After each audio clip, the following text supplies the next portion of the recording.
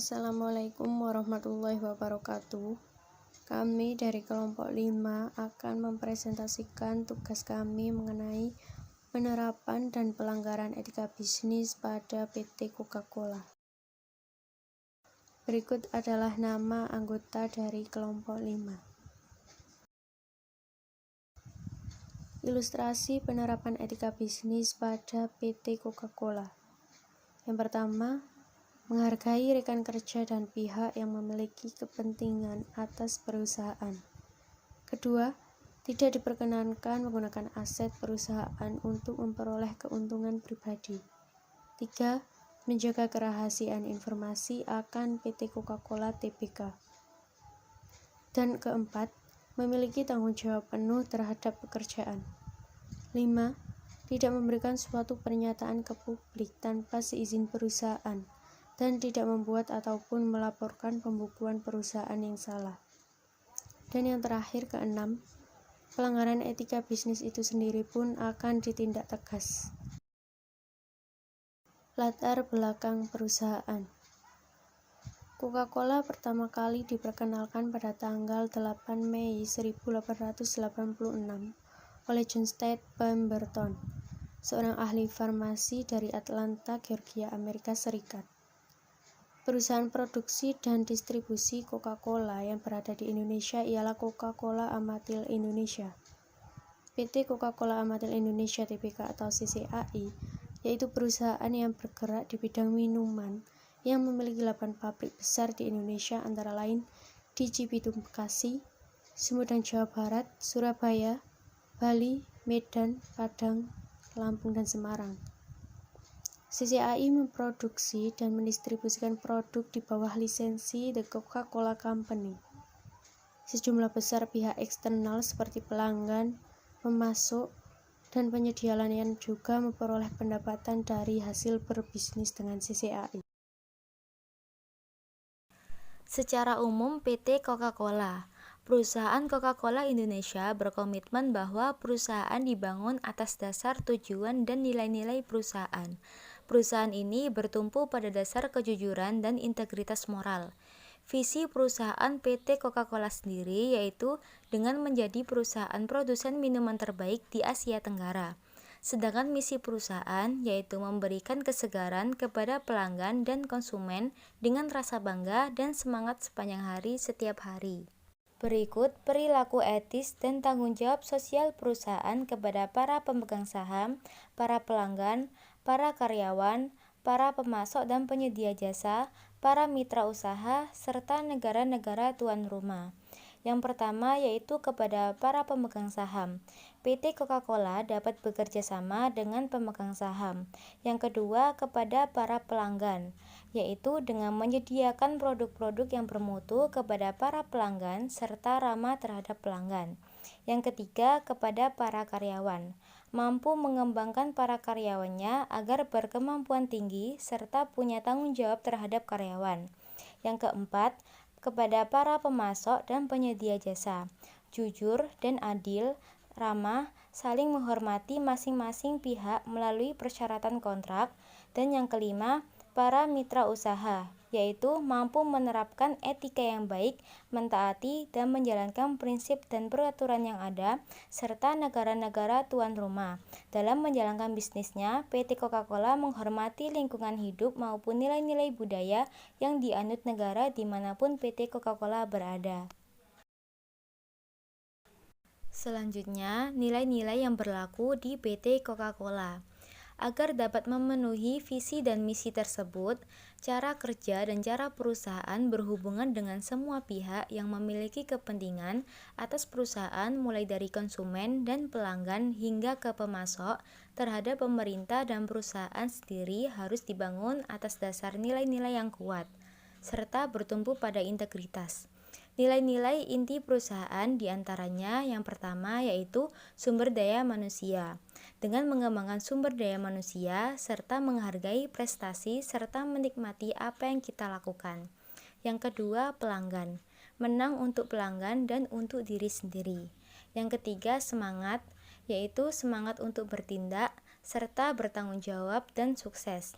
Yang keempat, inovasi, selalu mencari cara yang lebih baik. Dan yang terakhir yaitu keunggulan, selalu senantiasa melakukan pekerjaan yang terbaik. Selain itu, perusahaan juga menerapkan etika bisnis seperti yang pertama melaporkan kecurangan, perilaku yang tidak jujur, atau perilaku yang tidak pada tempatnya yang terjadi dalam perusahaan. Yang kedua, anti korupsi. Yang ketiga, tidak memberikan tanggapan di muka umum mengenai perusahaan kecuali telah mendapat persetujuan perusahaan. Yang keempat, dapat bekerja sama dengan pemilik saham. Yang kelima, selalu ramah terhadap pelanggan. Yang keenam, memahami undang-undang dan peraturan perusahaan. Aturan-aturan perorangan dalam PT Coca-Cola. Yang pertama, kesehatan, keselamatan, dan lingkungan. Perusahaan terhadap konsumen, yaitu pengurangan kandungan gula dan kalori, membatasi asupan gula tambahan seseorang hingga tak lebih dari 10% dari total asupan kalori energi harian mereka. Karyawan terhadap perusahaan, yaitu karyawan bekerja dengan taat dan mematuhi kesehatan, keselamatan, dan lingkungan. Yang kedua, hubungan profesi, yaitu menghargai rekan kerja dan pihak yang memiliki kepentingan atas perusahaan, mampu bekerja dengan tim. Yang ketiga, hubungan pelanggan dengan pemasok, yaitu antara pelanggan dengan pemasok harus memiliki nilai kejujuran dan keadilan. Anti korupsi antara pemasok dengan pelanggan, ramah terhadap para pelanggan. Yang keempat, kerahasiaan dan harta yang bersifat intelektual dan industrial.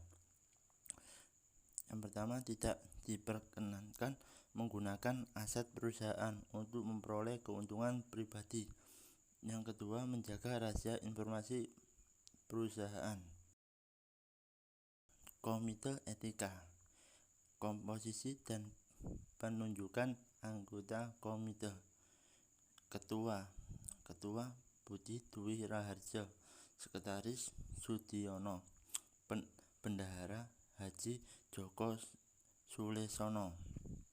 Lingkungan kerja PT Coca-Cola. Yang pertama, beroperasi dengan penuh tanggung jawab untuk semua pihak. Yang kedua, jika terdapat pertentangan dalam kepentingan atau tugas, wajib melaporkan kepada manajer untuk konsultasi penyelesaian masalah.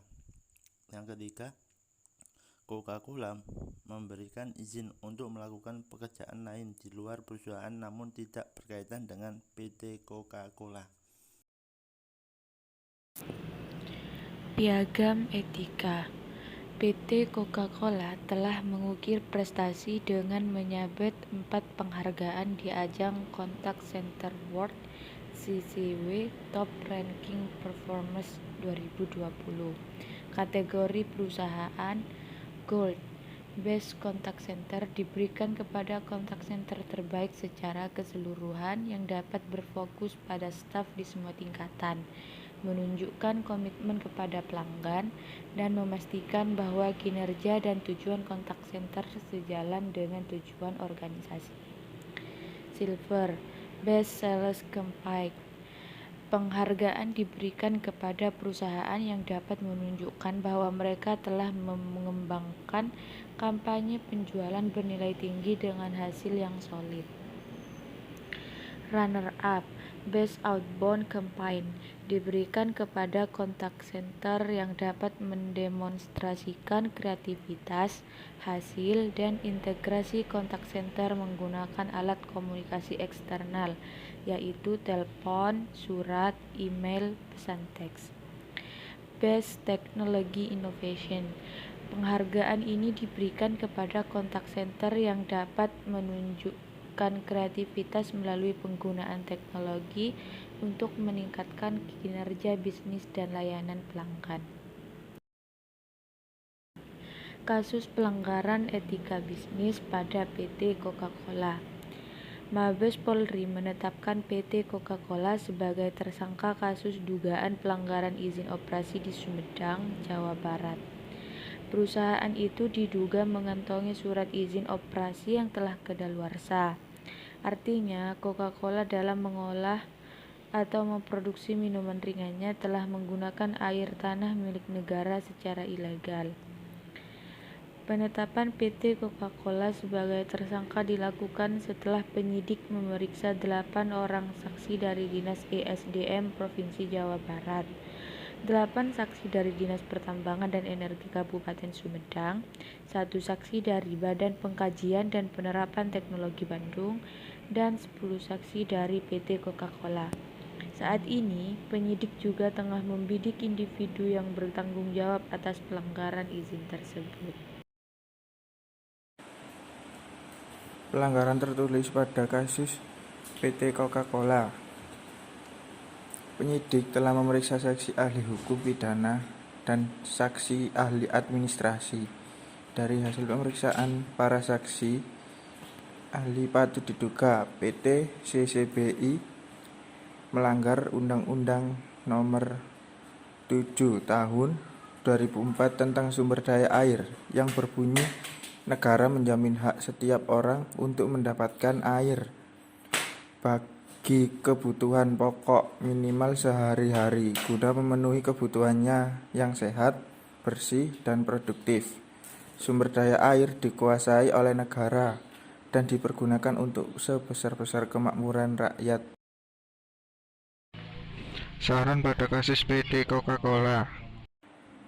Dalam kasus ini seharusnya perusahaan harus ada komunikasi yang baik antara pemerintah pusat dengan pemerintah daerah. Karena ini hanya masalah miskomunikasi yang seharusnya dapat diselesaikan secara musyawarah. Dari pihak PT Coca-Cola juga harus menerima keputusan dari Dinas ESDM yang tidak mengizinkan beroperasi kembali di daerah Jawa Barat karena tidak memenuhi syarat administrasi dan rekomendasi teknis Departemen Energi dan Sumber Daya Mineral Jawa Barat. Jika ingin beroperasi kembali, maka pihak PT Coca-Cola harus memperbaiki atau melakukan evaluasi kembali agar dapat memenuhi persyaratan yang ditentukan oleh pihak Dinas ESDM Jawa Barat. Terima kasih. Itulah presentasi dari kelompok kami. Kurang lebihnya mohon maaf. Wassalamualaikum warahmatullahi wabarakatuh.